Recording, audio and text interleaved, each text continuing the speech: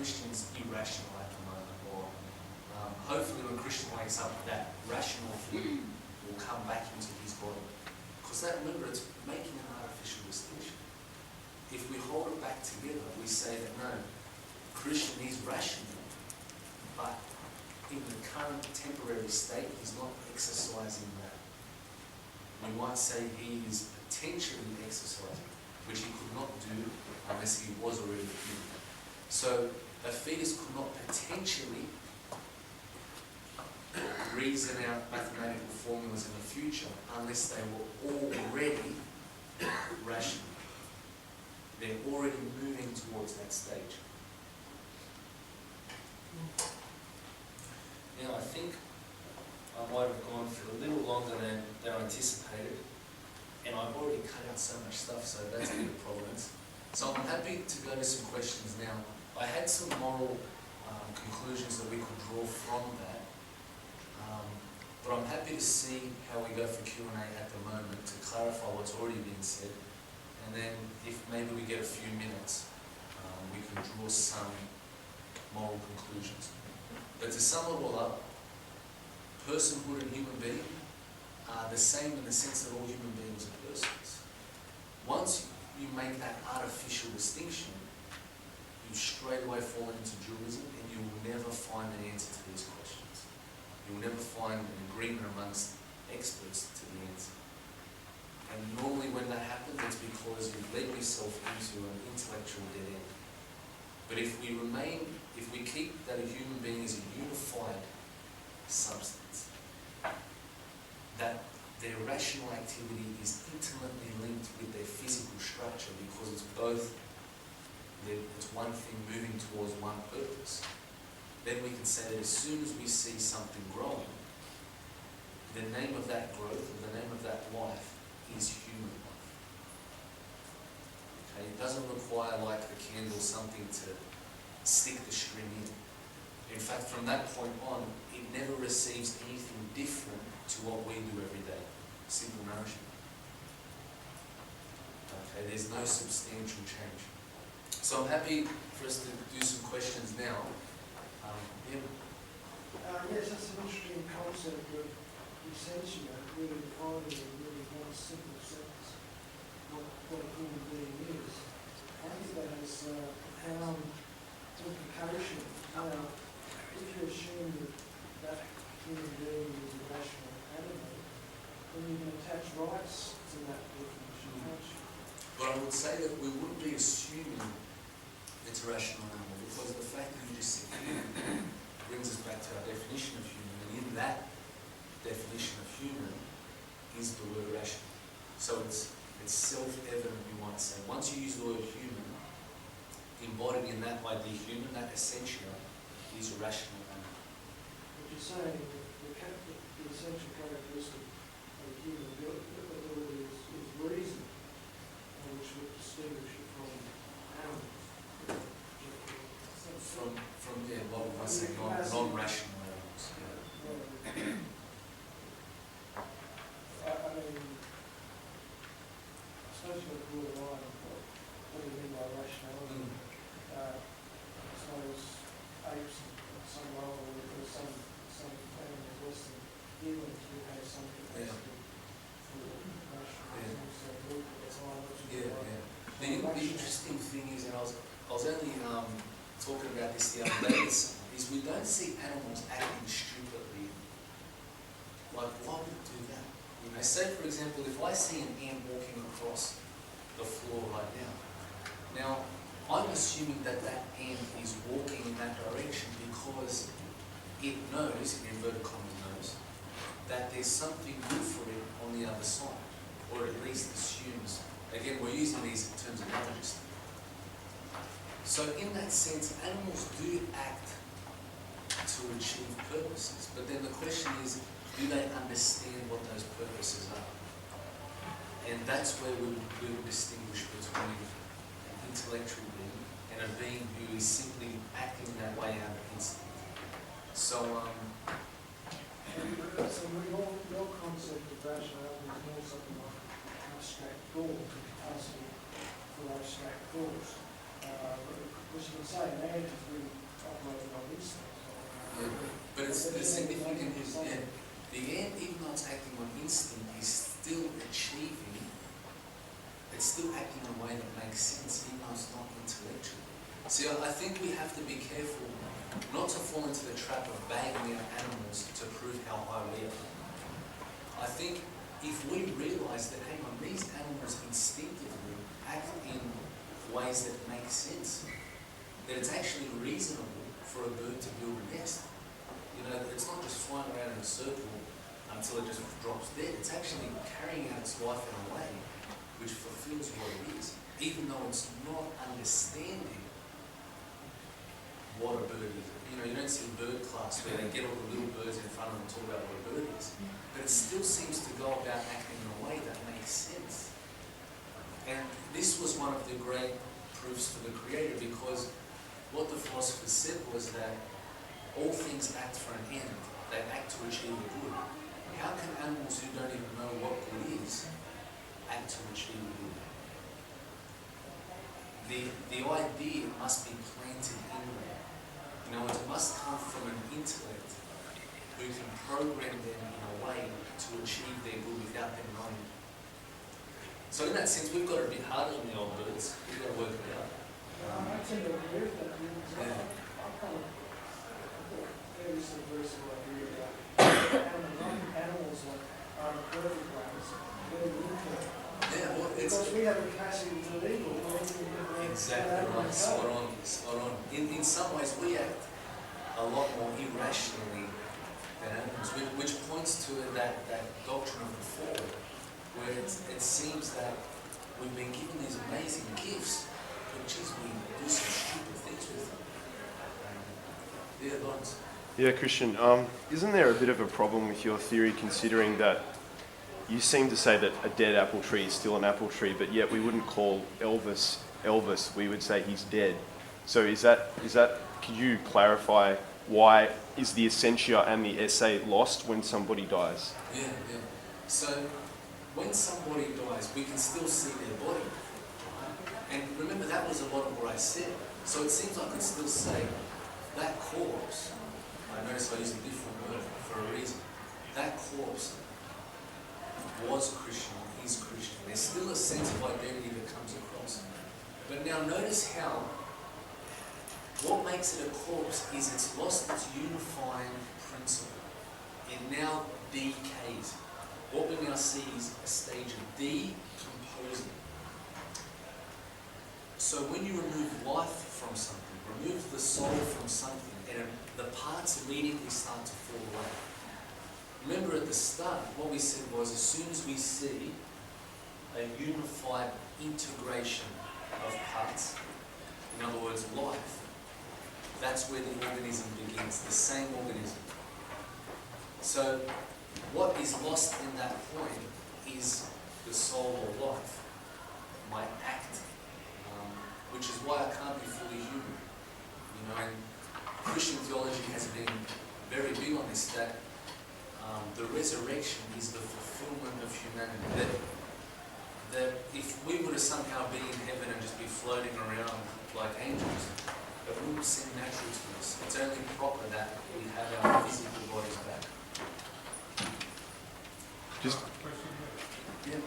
Yeah. So from the Catholic perspective, our parents, when they hypothetically created us, so we were created of the parent, our parents, but we are also at the same time the creation of God. Is that right? That's right. So we have two creators. The reason that is because what our parents did was simply try and make the conditions available for life to begin. You know, they didn't say, okay, now here's the material parts. Now let's try and add this thing called life. We put the material parts together and hope that it is the opportunity for a life to begin. And so in that sense, they're co-creators. Another sense is that my parents didn't design human nature. They might think they did. I had someone in a class that insisted their parents designed human nature. And so So I say, whatever information in the genes is not designed by the parents or the grandparents. exactly. It is designed by the creator. That's right. So in a sense, that's why I can say I'm just as human as my parents. I can't say they're more human than me, because what they passed on to me is simply something they themselves have received. Therefore, to give an abortion is to disobey destroy God's creation. Yeah. Basically, to destroy God's creation. Yeah, or an aspect of his creation. So it's wrong. And the interesting thing is, we only act, remember I said we only act because we see some good to come out of it, you know? And the irony of evil is that it perceives good at the same time as undermining creation. You know, it sees nature as something to be dominated and treated and discarded and manipulated.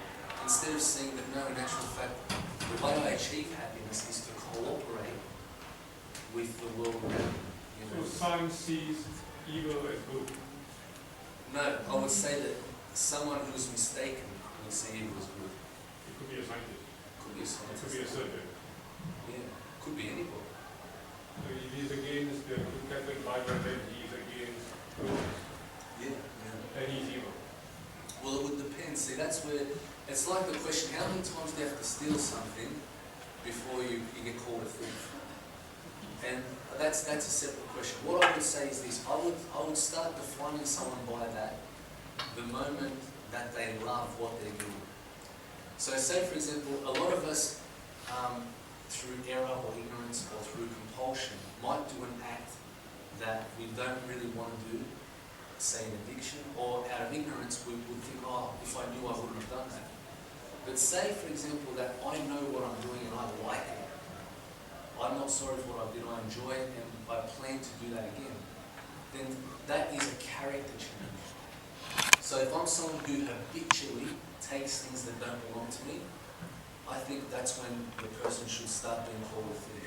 But someone who steals something because they didn't know it was someone else's, someone who steals something because they've just got some psychological problem, I'd hesitate to call them a thief. But a thief would be someone who habitually enjoys taking what's So others. let's put this example aside. Let's look at the surgeon who believes that abortion is right and he do it. He believes, strongly believes in his human knowledge that abortion is right. And then what do we call him, an evil or not evil? Well, I don't know if he would think the act of abortion is right. I think what he might see is that the good, and he sees the good that he apparently is given to the mother. So he might think that this is a very unfortunate thing and I wish I didn't have to do this. However, if she doesn't do this, she doesn't finish her degree. So in actual fact, he's enforcing the goodness of education, but the means of doing that, unfortunately, is to kill something. So we would say that you're right that education is good, and we want her to finish her education, but the way to achieve that is not to commit this act. Does that make sense? So I don't think they're saying this is good to kill, I want to kill. What they're mistakenly doing is trying to bring out some good via a bad way. Can I ask you a question? Yeah, Sorry, I'd like to ask a question now. But on that, is there a difference in the good of education as opposed to the good of human life? Yeah, exactly. So, depending on what moral theory someone goes by, they would say that, well, not depending on, this is a pretty fundamental point, that you can never purposefully attack one good to try and bring about another.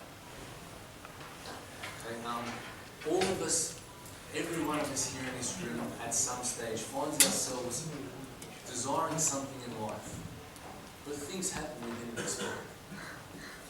You know, things pop up in our lives that we didn't anticipate. It could be a car accident, it could be someone you fall in love with, it could be anything. And the question then is, how do I reinterpret what I want in light of what just happened? Because I can't take back what just happened. And so that's where virtue very much comes into it, the ability to be humble about what I want as good in life in my mind, and be able to make that compatible with the current situation. So say, for example, if I plan to go overseas next year, that in 1 month I fall in love with a woman and think, oh my gosh, what am I going to do? And this is very, very common situations. Now, what I have to do then is decide, do I stick with my original plan of wanting to go overseas, or do I readjust it based on what just happened, this gift that's come into my life? And I think we should always be readjusting it to suit the reality of our moment. So education, we can continue to say education is awesome and should never stop, but new life is not antithetical to education. It's not like, say, for example, heroin, where you can't do both. We would say that you can maintain both of these goods, but it would just mean that in a way you didn't previously anticipate, which is the situation we're all in. One last question.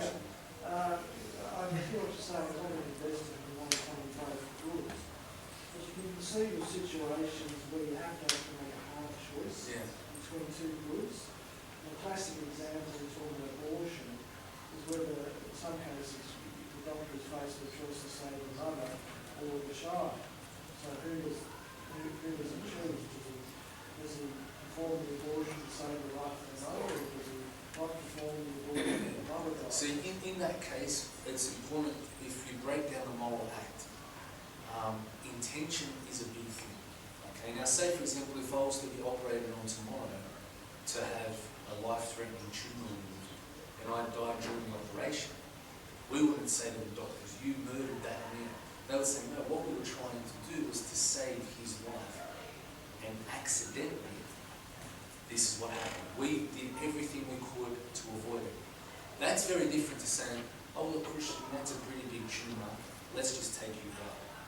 Then, even though externally, if you're watching the theatre room, you might think, oh, they're taking Christian out, someone do something. Externally, the acts can look the same, but the agent who's acting is actually doing two completely different things. Last point, as an example. Notice how when we came into that moral situation, we immediately ignored the question of what is it. We immediately ignored the question of is it a human being, and we started talking about this difficult situation. Say for example, you're in a mansion, you're very well off, you've got a security guard out the front to protect your goods. At home, I've got my grandparents living with me, my uncles and aunties, and we are starving. We are absolutely starving. We don't know where we're going to eat dinner tonight. We've got nothing. If my kids can't eat, they're going to die tonight. They can't go to school. They're going to turn to drugs. They're going to do all this. The course of history is going to get changed forever. My wife's going to leave me for some rich guy up in Double Bay. If I don't eat dinner tonight, this is going to end in severe consequences. Now, to eat dinner, I just have to rob your house. But I'm just so focused on everything that's going to happen. And you're sitting here thinking, hang on, when am I going to come into this? This is my house we're talking about. So I'm phrasing the situation in a way which is ignoring completely your rights to private property and things like that. And sometimes that's what we can do with the situation so much, is that we just create this nightmare situation. And in the meantime, you're sitting here thinking, this is what this cost me in my house. So we always have to be sure to take into account all the factors and never start to think that it's my wife versus your house and things like that. That would be a mistaken dichotomy. On behalf of the Road Catholic Society, as a parent of the Jewish Society, thank you for being here. Thank you very much. Round of applause. Thank you.